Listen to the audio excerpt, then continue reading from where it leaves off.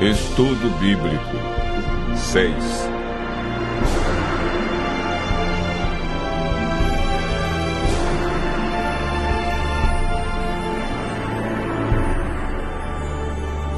Sinais da vinda de Cristo.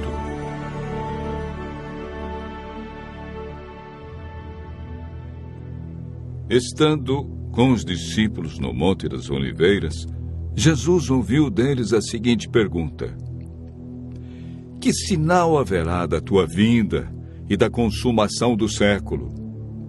O mestre, então, enumerou vários sinais indicadores do seu retorno à terra. Alguns sinais destes apresentados tiveram cumprimento inicialmente em Jerusalém e serviram como maquete ilustrativa dos acontecimentos do fim. Outros sinais, porém, estão se cumprindo agora, em nossos dias. Todos os dias lemos e ouvimos nos jornais, rádio e televisão inúmeros acontecimentos. São várias as tragédias: terremotos, chacinas, roubo, enganos, crianças abandonadas, doenças, fome, guerras. O que diz a Bíblia sobre esses acontecimentos?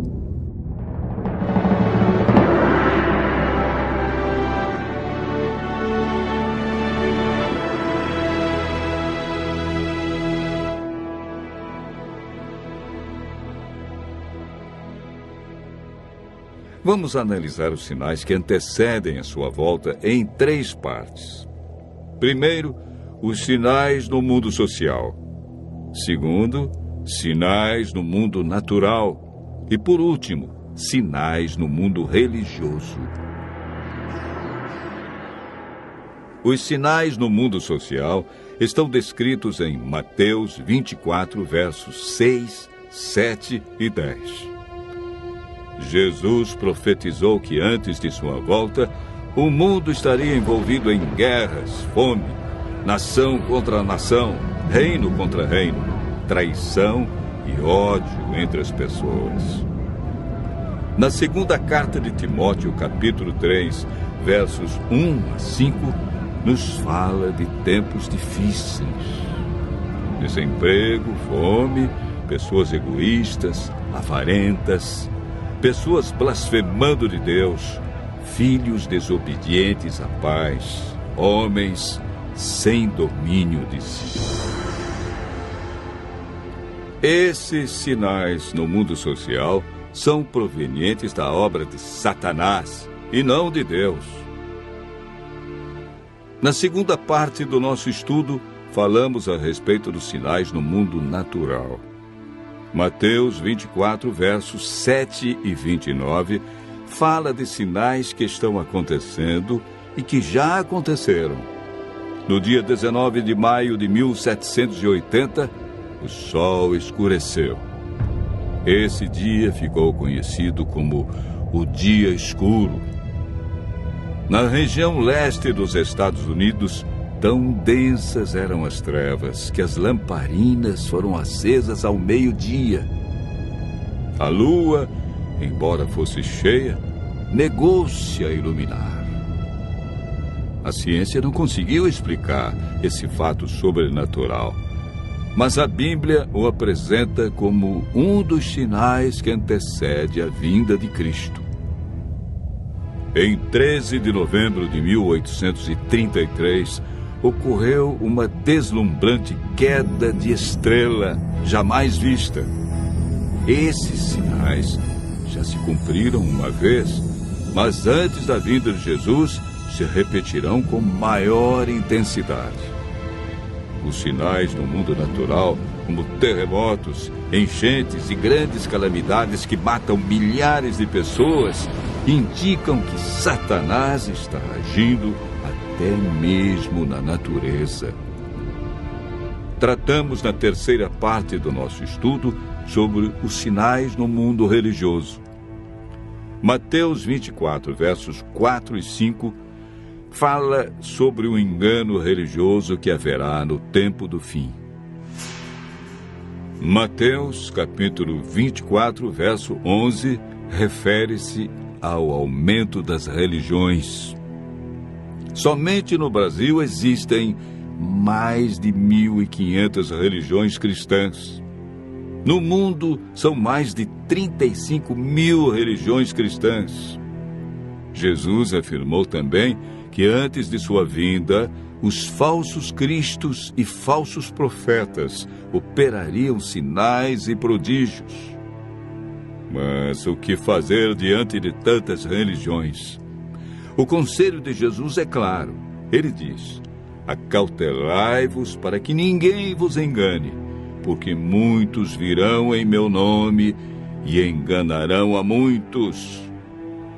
Segundo Pedro 2, versos 1 a 3, fala da atitude de líderes religiosos que são movidos pela ambição e acabam usando a religião, a Bíblia, milagres e o nome de Deus para explorar as pessoas que os procuram em busca de curas, sinais e prodígios. Outro sinal no mundo religioso é encontrado em Mateus 24, verso 14. Apresenta o sinal de Deus, que indica que o fim realmente chegou. Esse sinal é a pregação do Evangelho do Reino em todo o mundo. O apóstolo Paulo nos fala em Gálatas, capítulo 1, verso 6, de um outro evangelho que parece ser bíblico, mas não é. Esse evangelho é o falso evangelho de Satanás, pois este sabe que pouco tempo lhe resta e está empenhado em difundir os seus terríveis enganos. O que devemos fazer para não sermos enganados diante de tantas religiões? Em 1 João, capítulo 4, verso 1, encontramos a resposta.